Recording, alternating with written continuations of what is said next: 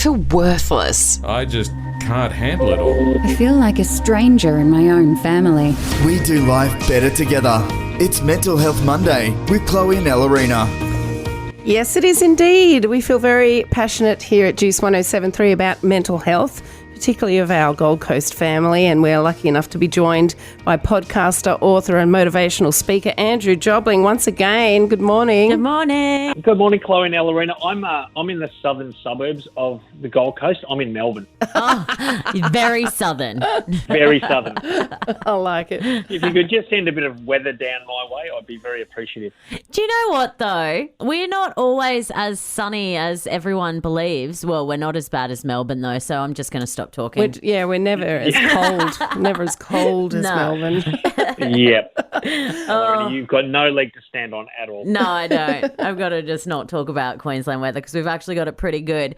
Look, Andrew, we're excited to have you on again this morning, and we did want to chat this morning about controlling our thoughts and how that would lead to our outcomes. Can you go into that a little bit for us? Yes, I can. And firstly, thank you again for having me. I always love talking to you guys. Oh, we love talking to you. Stop it. It gets me excited. And speaking of that, I mean, my 8th book that is actually will be out this year, and I'm very excited, is called Tears of Joy.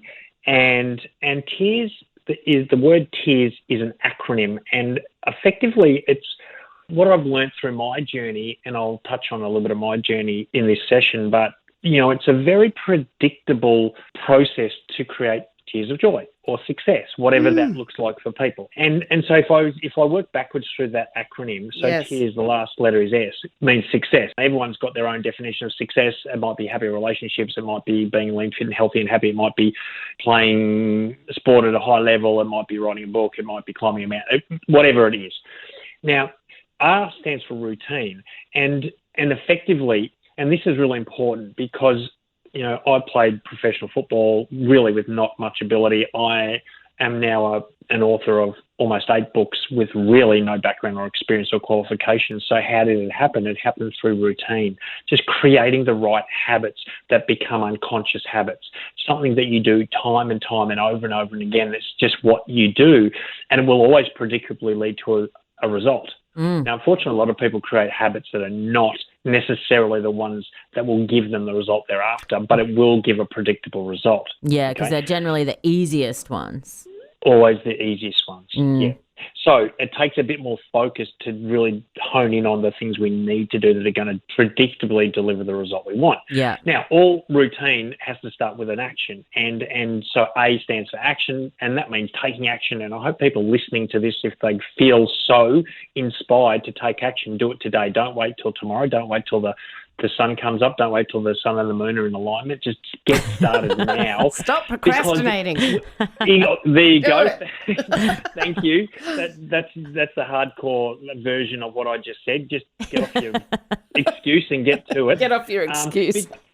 Because when you get up and do it, you feel motivated, right? Yeah. The E stands for emotion. So it's often a feeling that moves us into action. Yeah. Okay. So if we have that feeling of determination or motivation or excitement, it moves us automatically into the action we want to take. If we repeat that action, it becomes a routine that will lead us to success. T. Okay, now Thoughts. that's very good. Yes. This is the whole crux of this. We start the journey, the thought is by the thoughts that we hold on to, the thoughts that we focus on, what we believe about ourselves, our perspective. So everything that result we end up with in our life, and some people don't like to hear this, is the result of the thoughts that we focus on. Because the thought, if I think I'm not good enough to write a book, it's going to lead to an emotion of discouragement, which means I'm probably not going to get started. But if I think I can do that, why not? I'm going to do it, then I feel empowered enough to take action. And if I continue to take action, I'm going to create a routine which is going to lead to success. And that is my story of playing professional sport. I remember as a teenager, I was a middle child.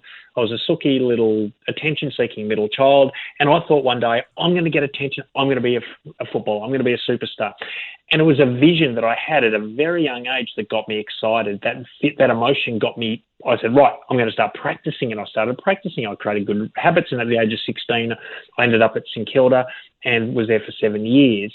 And I look back at that journey and people go, oh, you're so lucky. It had nothing to do with luck at all. Right. It had to do with the fact that I created the right routines because I got into action, because I felt motivated and inspired, because I focused on the right things. Yeah. And you know, that's so true, like what you were saying, like about the thoughts, because your thoughts do provoke what actions you take. But I think those sorts of people have had some things said to them and into their life for so long that it's now just ingrained in their subconscious. It's an unconscious thought. That's correct. Yeah. So like if someone said to them they're not good enough and they've said that to them their whole life, like that's going to take a lot of untraining. Absolutely. And that's so true, Elerrina. And that's what stops people. This unconscious voice in their head that they're not even aware, saying you can't do it, you're a procrastinator, you're not good enough, whatever.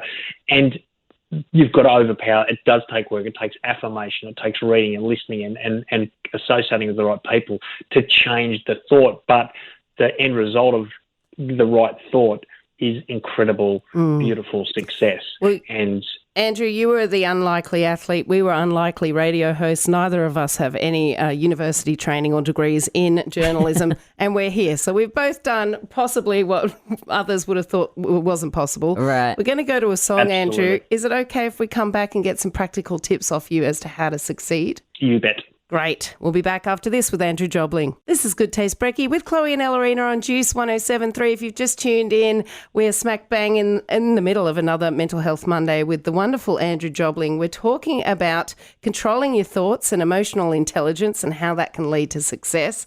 We've all just discovered that we were, unlikely radio hosts, and Andrew is an unlikely athlete, but we decided, you know what, we're going to give it a go, and here we are. Ta-da! Hosting our own show. And we're Yay. speaking to Andrew Jobling, who was a professional athlete and is now an accidental author, it seems.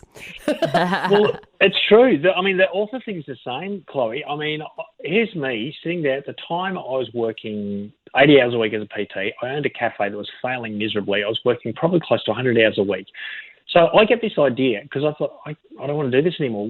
How am I going to get my message out to the world? So this idea comes into my head, this thought comes into my head, and it's write a book. Now, made no sense. No time, no experience, no background qualifications, no experience at all, no thought at any point up until that moment to write a book. So here, I'm going to write a book. But the vision, now this is you want tips. Here's the first tip. You've got to create a vision of what you want. Yes. See, most people never focus on what they want. They focus on what they don't want. Yeah. I don't want to go to work. I don't want to do this. I don't want to get sick. I don't want to be overweight. I don't want to be broke. Yeah. Rather than guess go, what? do I want? How do I want to live? So I visualise, if I had a book, I'm going to make money. I'm going to be well known. I'm going to be able to. There's going to be more Talk to us on radio. To speak to Elerrina and Chloe That's on radio. right. That was Yeah. part of my vision nearly 20 years ago. Truly, yeah, it was.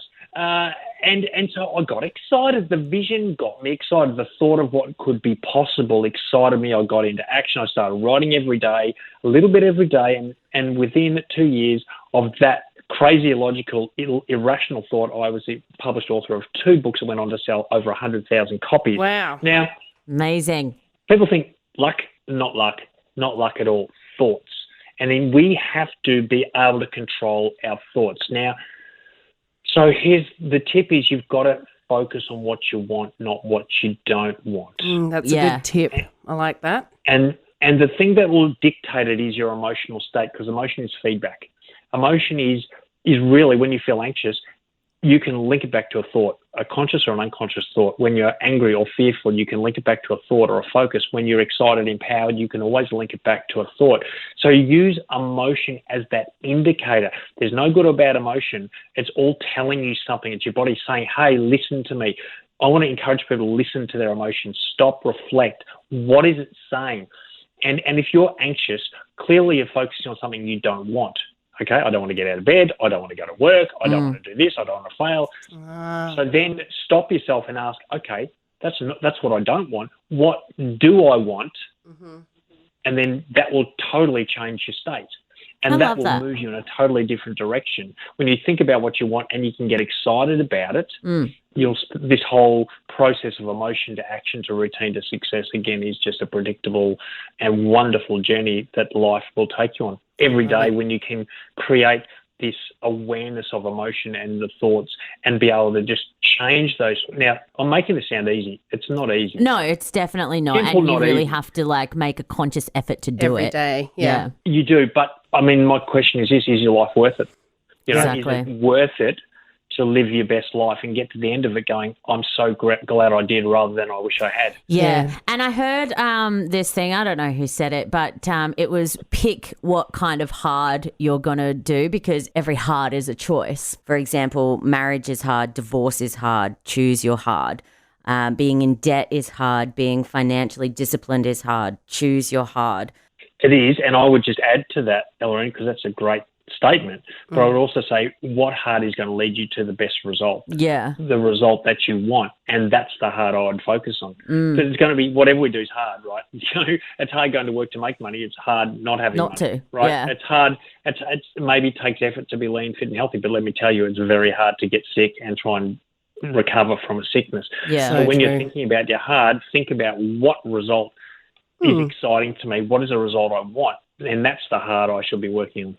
Yeah, and I actually think it's really good to advertise the result you want around your house and places you can see it every day to remind yourself if you've got a storyboard or something like that. Because when you look at McDonald's, they advertise. Everyone knows what they sell, but they still advertise Absolutely. so they get in your So you can psyche see every it all day, and the you think, chips. Well, that's where do want your that. thoughts. That's your thought, isn't it? That Yeah. starts that vision, those pictures and those statements and those affirmations. They're the things that start this whole Tears of Joy process.